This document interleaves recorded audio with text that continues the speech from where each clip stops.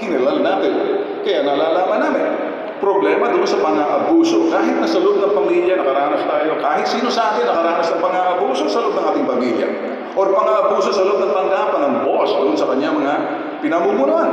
Or sometimes yung mga pinamumunuan na empleyado, abusado rin, pinagsasamantalahan or inaabuso ka ng boss. Akala siguro makakalusot sila. So depende niyan. Sino ba? Ikaw ba ang boss? O ikaw yung tao? Ang boss ang magdadala. Ehemplo. So, yung pang-aabuso, it comes both ways. Either empleyado ka, or boss ka. Either anak ka, or magulang ka. Ang magulang ka, inaabuso mong anak mo. Anak, inaabuso magulang. So, lahat tayo nakaranas ng pang-aabuso. Sa loob ng ating pamamahay, sa tanggapan, sa anumang industriya na kabinibilangan natin. O di naman kaya nakaranas ka ng pananamantala. Iba ang salitang pang-aabuso sa pananamantala. Inaabuso ka sa pangyarihan, pinagsasamantalahan ka, binudugas ka. Medyo ang pananamantala, hindi alam ng biktima, pinagsasamantalahan siya. Tulad na pag nalaman niya, pinagsasamantalahan niya, nagagalit siya. Pananamantala, iba ang pang-aabuso sa pananamantala sa bokabularyo ng bitang. Iba naman yung sinasabing, eto na yung sinasabing, panlilin lang, panluloko, deceit. Marami yan. Look around you. Tingnan niyo dyan sa cellphone niyo, pag pumunta kayo sa mga social media, punong-puno na mga tiwali, sirapulo, scumbag, manluloko, scammers, nandyan. Kahit sa bansang Amerika, hindi makahabol sa utak ng mga kriminal na gamit ang sinasabing social media platform na hindi mo malaman. Kahit na anong batas na gawin mo dyan, kinakailangan lang listo lagi ng ating mga alagad na batas. Protektahan mamamayan sa sinasabing cybercrime. Marami sa inyo, siguro na biktima ng cybercrime, panluloko sa internet. Marami sa inyo. So, ito yung number one issue. Nakakahabol ba yung ating alagad na batas? Dito sa sinasabing the cybercrime, yung sinasabi natin, digitalization. Nasa digital society na tayo. Nasa digital economy na tayo. Digital taxation. Lahat digital na. Kaya mag-iingat tayo. Naging digital na rin panluloko. Lahat digital na. Pati pangkukulam, digital na rin. So ngayon, yung pinaka-problema rito ay yung pagpapabaya ng isang anak sa magulang. Pag ang magulang ay tumanda na binabaliwala yung magulang. Pinababayaan sa kanto, iniiwan na lang dahil matanda na. Nakikita namin, pumupunta sa amin, ang anak, napakawalang hiya. Bastos. Pinalaki ka. At pagkatapos kang pag-aralin, professional ka na, bastos ka pa rin. Sino ang tatakbuhan ng mga magulang, kundi kami? Sinusubukan ng barangay tulungan, kaya ng pulisan hanggang doon sa yung paglulupon sa kanila. Matigas pa rin, kuminsan ang ulo ng mga anak. Kanino pupunta? Sasabihin ko sa inyo, kung hindi mo kaya disiplinahin anak mo, lagi ko sinasabi, ako hindi disiplina sa anak mo. Ibang usapan na yun. Kasi pag ang isang magulang umiiyak, pumupunta sa amin, tapos nakikita namin yun, sinasabing pagpapabaya, bastos ng mga anak. Isa yun. Pero ang pinakamatinding pagpapabaya ay pagpapabaya ng mga inatasan sa atin, inalal, may pwesto, binigyan ng kapangyarihan, in-appoint mo, pero pinababayaan mo yung mga pinamumunuan mo, yun ang pinakamasakit sa lahat. Marami tayong magagaling ng mga leaders. Isa dyan yung ating butihing mayor at yung kanya mga council, everybody else. Marami. Pero marami, dumadami rin. Lumalaki rin ang bilang ng mga nagpapabaya. Ang pagpapabaya ay namimili ka pagdating doon sa pamumuno mo, sa baluarte mo, na minsan pinipili mo lang yung gusto mo dahil ayaw mo yung isa kalaban mo. Pagkalaban mo, bahala ka sa buhay mo. Pag sa akin ka, okay ka. Pero itong pagpapabaya na to, kinakailangan masuri ng ating mga mamamayan tulad dito, mga brothers and sisters of Marawi. You're hearing me live, walang script, diretsyo sa puso. Sino si Ben? May nagsabi dyan, oh, Tulfo. Sino ba Ben Tulfo na yun? Nag-number 2. Ano ba ginawa niya? Itong babae na to, dati commissioner ng COMELEC, at pagkatapos wala naman palang alam. Ang alam mo, ang sinabi ko rin sa television, why don't you come to me and let's have a very serious conversation. Let's see if you want to debate me in economy, in governance, in everything there is to know. What have you got? Alam natin na meron tayong identidad ang bawat isa sa atin. Sino ka? Mas magandang tanongin mo, sino ka? Sino ka? Sino ako? Bago mo tanongin, sino ka? Sino ako? Tanongin mo muna sarili mo.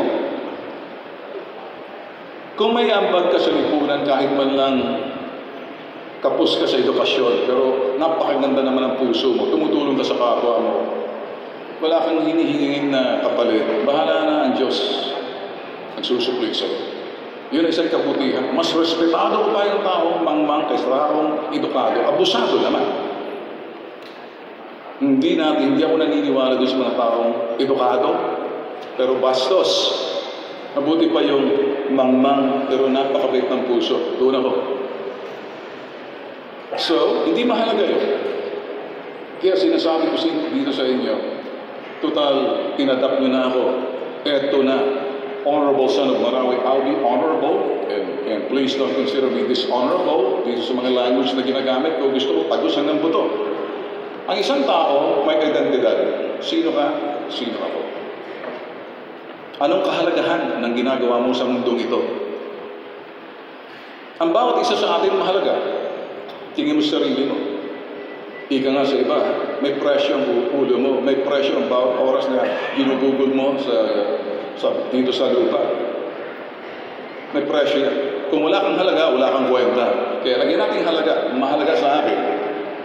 Ang isang tao kahit walang pagpinag-aralan, pero mabuti ang puso. Hindi mahalaga sa akin kung magkano ang yaman mo, pero kung malinis ka naman kaysa doon sa kurakot, walang pakialam. Walang kwenta yan. So, identity, yung sinasabi na, self-worth, anong halaga ng sarili mo? Ba't ka nabubuhay sa mundong ito? Ang pinakahuli is your sense of purpose. Lahat na pagkilalang ginawa ninyo, sinabi na ng butihing alkalde at yung sinasabi natin, ito yung mga elders kung sino ako. That's my identity. Ang pagtulong sa kapwa, lumaban, wala akong sinasanto kahit sino. Mapa-senador ka man, mapa-vice president ka man. Hindi ako nangaaway, pero kung mali ka, sasabihin ko harap-harapan sa'yo. Wala akong pakialam kung gobernador, mayor, o sino man, basta taningalbihan ka. Public service is public trust. Kaya, I'm glad na nandito ako sa Marawi, sa Dansalan, na kung saan karangalan para sa akin, nakakausap ngayon, nagpapakilala na ako sa inyo. Hindi lang sapat yung kinilala niyo ako doon sa mga binigkas niyo lahat. Mas gusto kong kilalanin niyo pa ako sa prinsipyo, sa paniniwala, sa ideolohiya.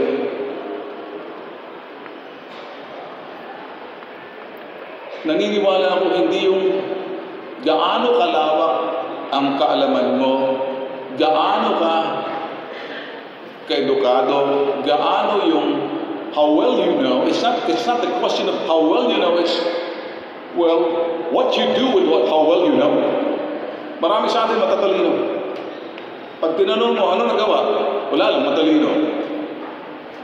Merong iba, kukunti lang kaalaman, pero ang daming nagawa. So isipin niyo, it's not a question of how well you know, it's how well you do with what you know. Hindi importante kung gaano kalawak at gaano kaalaman, kasi may walking encyclopedia ka na, walking Google ka na. Pero kung hindi mo naman maisagawa yung sinasabing kaalaman mo, useless yun. Siguro yun ang gusto niyo marinig sa akin. Aanhinin niyo kung ano itong mga nagawa ko at ginawa ko na. Ginawa ko noon, ginawa ko pa rin yan, gagawin ko pa rin bukas. Ang pagtulong, pero iba na Hanggang tulong na lang, hanggang ganito na lang. Ang tao ay pupunta sa iyo dahil tiwala. Mula sa Mindanao, mula sa Visayas, pupunta, bibisita. Minsan walang pamasahe na, sasabihin, sir, paano kami uuwi? Wala kaming pamasahe. Ang expectation nila, i-refund mo ako sa pamasahe ko. Bigyan mo ako ng pocket money. Nalo ko na. Wala akong budget na gano'n eh. Natuto kami sa pamamagitan ng gumawa ng ito'y formula ng bawat tao, naniniwala kami doon sa sinasabing the spirit of bayanihan or voluntarism. Marami sa inyo nagbo-volunteer ng servisyo ninyo. Nagtatrabaho, kuminsan hindi napapansin. Pero sige lang, trabaho nila. So, dito sa amin, gano'n ang ginagawa namin, libre ang servisyo namin. Pero isang bagay lang. Hanggang tulong ka na lang ba? Okay. Hanggang solve ka lang ba ng problema? Pero pareho pa rin yung mali sa sistema. The system is sometimes broken. Yung sistema medyo may problema. Nakikita namin sa media. Kaya sagot ko, doon sa mga natutuligsa, iyan na naman, magkakapatid, tatakbo sa politika. Anong alam niyan? Sa mga nagsasabi niyan, ako, si Ben Tulfo, proud son of, honorable son of Marawi. Anybody who questions our capabilities, particularly me, the son of Marawi, honorable son of Marawi, I will engage a debate with you, whoever you are. Try me. And I will show you exactly kung gaano kalalim. Debate na. Talk to me about economy, talk to me about governance, talk to me about crime, talk to me about works, prices of goods, everything. Mukhang pang presidente yan. Yeah, I can discuss that. But why am I telling you this? Gusto ko lang linawin, ito'y aabot sa national media, sa Manila. Hindi, ang ilog na maingay, mababaw. Ituring niyo ako isang ilog na malalim, tahimik. Mag-ingat ka, baka malunod ka. Kaya sa mga tumutuligsa, walang alam, mayan, eto na naman, pangalan na naman, sila na naman. Ang taong bayan naguhusga. Ang taong bayan na magluluklok sa iyo. Pagdating doon sa sinasabing mga posisyon na kapareho nito, nasasaktan din ako pag sinabi, yan na naman, 3 na sila sa Senado. Wala pa nga akong sinasabi kung magsasenador ako. Pero siguro naman, nababasa niyo sa linya, nababasa niyo na nakasulat na sa pader. Kailangan ko ba bang i-spell yan?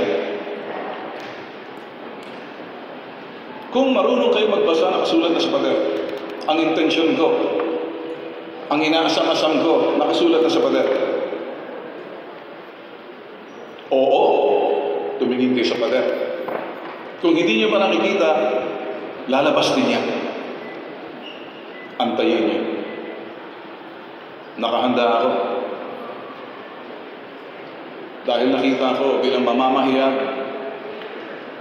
truth seeking and truth telling is a job of a journalist, but you become an advocate. Once gumawa ka na ng solusyon sa isang problema, you're now an advocate.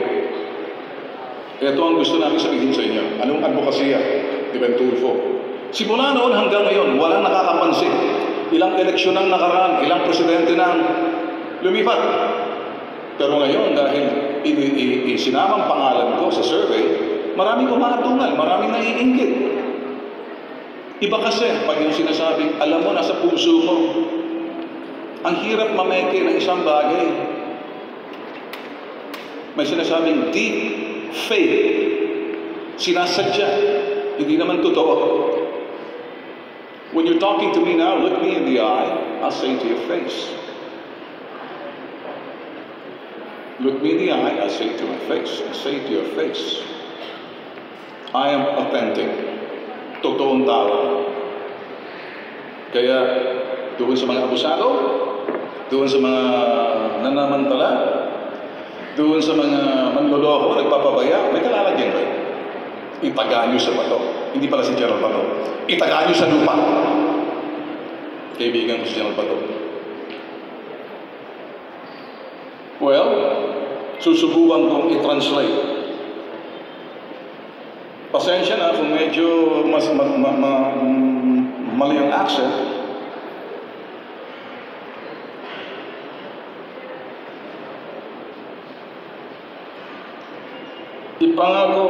Ipangato akan saka dito saka binatang in Tagalog ilalabang kita di kayo iiwan. Ako si Ben Tulfo. Thank you.